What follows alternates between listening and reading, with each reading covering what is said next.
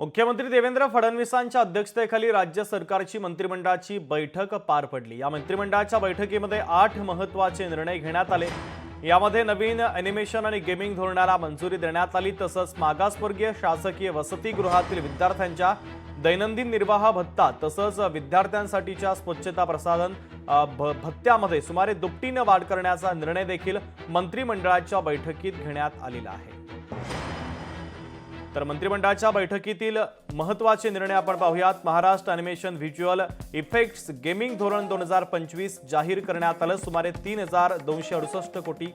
अकोला येथील दी निळकंठ सहकारी सूतगिरणीला खास बाब म्हणून शासन अर्थसहाय्य मिळणार आहे। यासोबतच मागासवर्गीय शासकीय वसतिगृहातील विद्यार्थ्यांच्या दैनंदिन निर्वाह भत्ता तसंच विद्यार्थिनींसाठीच्या स्वच्छता प्रसाधन भत्त्यात सुमारे दुपटीने वाढ करण्याचा निर्णय घेण्यात आला आहे। संत तुकडोजी महाराज शेतकरी भवन योजनेला 2 वर्षांसाठी मुदतवाढ। 116 बाजार समित्यांमध्ये नवीन शेतकरी भवन बांधण्यासाठी एकूण 132 कोटी 48 लाखांचा खर्च। आधुनिक संत्रा केंद्र उभारण्याच्या योजनेला 2 वर्ष मुदतवाढ। नागपूर, काटोल, कळमेश्वर येथे संत्रा केंद्र उभारण्यात येणार आहेत। भंडारा ते गडचिरोली दरम्यान 94 किलोमीटरचा द्रुतगती महामार्ग प्रकल्पाच्या आखणीला अनुषंगिक 931 कोटी 15 लाख रुपयांच्या खर्चाला मंत्रिमंडळानं मान्यता दिली। नवीनीकरण ऊर्जा प्रकल्प उभारणी आणि संयुक्त उद्यम कंपनी राज्यभरात 5000 मेगावॅट क्षमतेचे प्रकल्प विकसित करणार आहे। राज्याच्या पायाभूत सुविधा उपसमितीच्या मंत्रिमंडळ समितीचा दर्जा देण्यात आलेला आहे।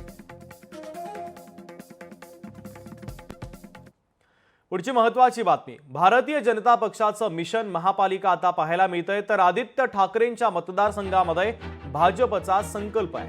मुख्यमंत्री फडणवीसांच्या भाषणानं प्रचाराचा नारळ फुटणार आहे। तर आदित्य ठाकरेंच्या मतदारसंघामध्ये भारतीय जनता पक्षाच्या वतीनं एक मेळावा घेतला जातोय आणि या मेळाव्याच्या माध्यमातून भारतीय जनता पक्ष पालिका निवडणुकीचं रणशिंग फुंकण्याच्या तयारीत आहे।